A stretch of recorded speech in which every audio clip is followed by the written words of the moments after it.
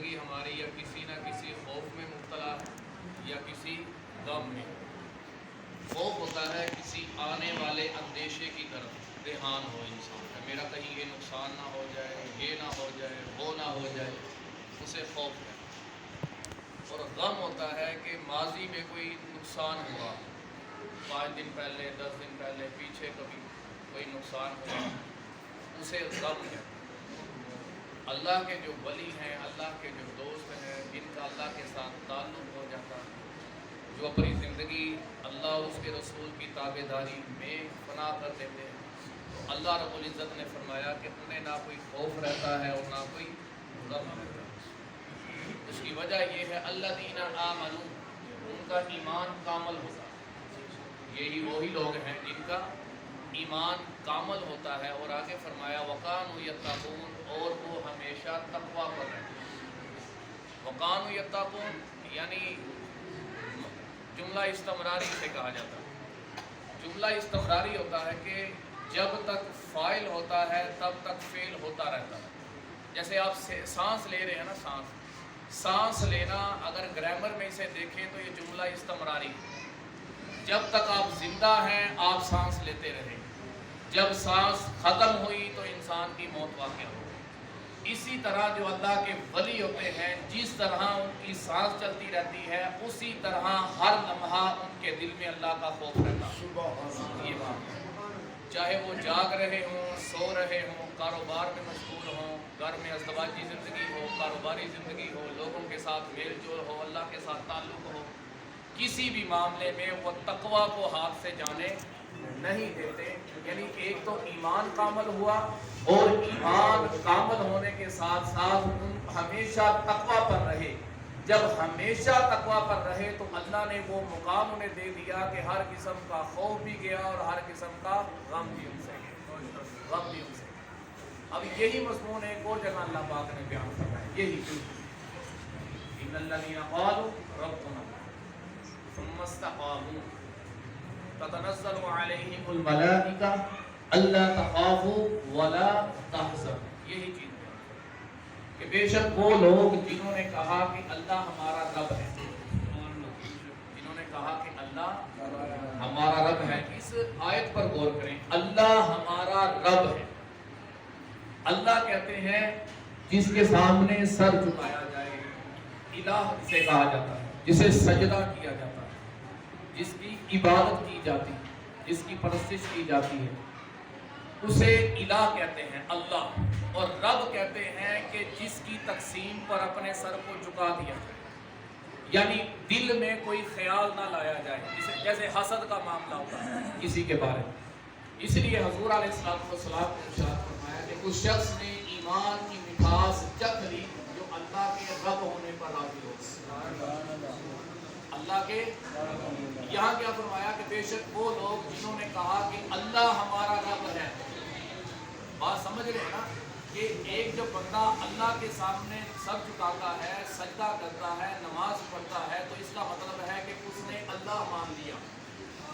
اور رب ماننا اس طرح ہے کہ جب وہ اللہ کی تقسیم کو مان لے گا.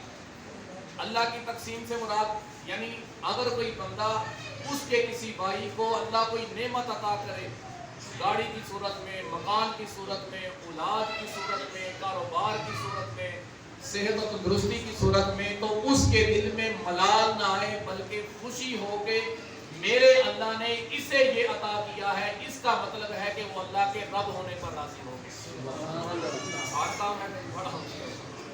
یہ ہے کہ وہ اللہ کے رب ہونے پر راضی ہو, تو اسے ایمان کی مٹھاس ملے گی. پھر جب ایمان کی مٹھاس ملی تو آگے اللہ پاک نے فرمایا ثم استقاموا, یہ اس کی کیفیت ہمیشہ رہے, ہمیشہ اس کی کیفیت رہے. یعنی وہ مسلمان بھائی کی خوشی کو دیکھ کر خوش ہو اور اس کے دکھ کو دیکھ کر دکھی ہو, مسلمان بھائی کے نقصان کو دیکھ کر دکھی ہو, اس کے نفع اور فائدے کو دیکھ کر خوش ہو جائے, اور وہ اس پر ثابت قدم رہے. ہم پڑھتے ہیں نا اہدنا الصراط المستقیم, کہ اللہ ہمیں سیدھے راستے پر چلا, مطلب ہمیں مستقیم پر چلا, مطلب ہمیں استقامت والے راستے پر چلا.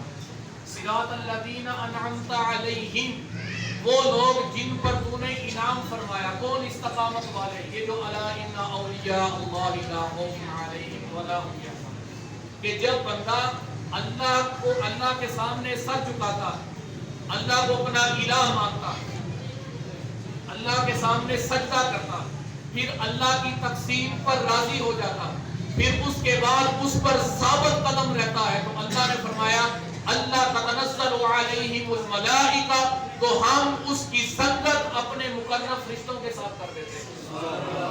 फिर क्या होता है, अल्लाह तखाफू वला तहज़नू, हर किस्म का गम और हर किस्म का खौफ उसके मन से निकाल दिया जाता है। वो कैसे होता है, अला बिज़िक्रिल्लाहि तत्मइन्नुल क़ुलूब, हर दम वो अल्लाह की याद में रहता है, अल्लाह के जिक्र में रहता है, जिसकी वजह से उसका दिल सुकून में आ जाता है। यही रोना है ना, दिली सुकून नहीं, कल्बी सुकून नहीं, ज़हनी सुकून नहीं, इस वजह से। इसलिए साहिब और दोस्तों बुजुर्गों, ये महाफल बड़ी बरकत वाली महाफल, बड़ी बरकतों वाली महाफल। हुज़ूर अलैहिस्सलातु वस्सलाम ने इरशाद फरमाया कि अल्लाह के बाद फरिश्ते ऐसे हैं कि जिनका काम ही सिर्फ जिक्र की महाफल की तलाश करना, बस यही कि वो जहां अल्लाह का जिक्र हो रहा हो उन महाफल को ढूंढते हैं कि कहां हो रही। तो हुज़ूर अलैहिस्सलातु वस्सलाम ने फरमाया, यानी एक यही काम है उनका, वो मुख्तलिफ गलियों में, मोहल्लों पर, सड़कों पर, वीरानों में, आबादियों में घूमते फिरते हैं, और जब उन्हें कोई ऐसी जगह मिलती है जहां अल्लाह का जिक्र हो रहा हो, अल्लाह की बात हो रही हो, उसके रसूल की बात हो रही हो, उसके वलियों की बात हो रही हो, अल्लाह वालों की बात हो रही हो, अल्लाह का जिक्र हो रहा हो, चाहे तलावत की सूरत में, चाहे नात की सूरत में, तो हुजूर ने फरमाया कि जहां अल्लाह का जिक्र हो रहा हो, तो वो फरिश्तों को जब वो महफिल मिलती है, वो मजलिस मिलती है, तो वो दूसरे फरिश्तों को जो इर्द गिर्द हो रहे होते हैं उन्हें बुलाते हैं कि इधर आओ, हमें हमारी मतलूबा जगह मिल गई। फिर हुजूर अलैहिस्सलातु वस्सलाम ने फरमाया फिर वो सारे फरिश्ते वहां जमा होना शुरू हो जाते हैं। यहाँ फरिश्ते भी जमा, क्योंकि हुजूर की हदीस के मुताबिक यहाँ फरिश्ते भी जमा। अब देखें कमाल की बात है कि हुजूर अलैहिस्सलातु वस्सलाम ने जब फरमाया कि उस महफिल में फरिश्ते जमा होना शुरू हो जाते हैं और वो गवाह बनते हैं कि कौन बंदा क्या कर रहा है और किस तरह बैठा हुआ है, कौन ज़ौक़ के साथ बैठा है, कौन मोहब्बत से कौन बैठा है, कौन आवाज़ारी के साथ बैठा है। वो गवाही के तौर पर इस तरह शामिल होना शुरू हो जाते हैं।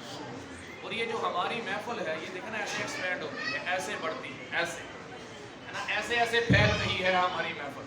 लेकिन जो फरिश्तों की मजलिस होती है वो ऐसे नहीं, जहां तक इसकी बाउंड्री है वहां तक फरिश्ते रहते हैं, फिर वो नीचे से ऊपर की तरफ बढ़ना शुरू हो जाते हैं, यहाँ तक के अर्श तक पहुंच जाते हैं। ये वो महफिल, यानी वो इस तरह शरीक होते हैं हमारी महफिल। और हुजूर अलैहिस्सलातु वस्सलाम ने फरमाया जब महफिल का इख्तिताम होता है मजलिस का, जहां अल्लाह का जिक्र हो रहा हो, वो फरिश्ते अल्लाह की बारगाह में जाते हैं। हालांकि अल्लाह जानता है और फरिश्तों से पूछता है कि आप फरिश्तों किधर से आ रहे हैं, तो फरिश्ते अर्ज करते हैं कि मेरे मौला हम ऐसी जगह से आ रहे हैं जहां तेरे बंदे जमा होकर तेरा जिक्र कर रहे थे,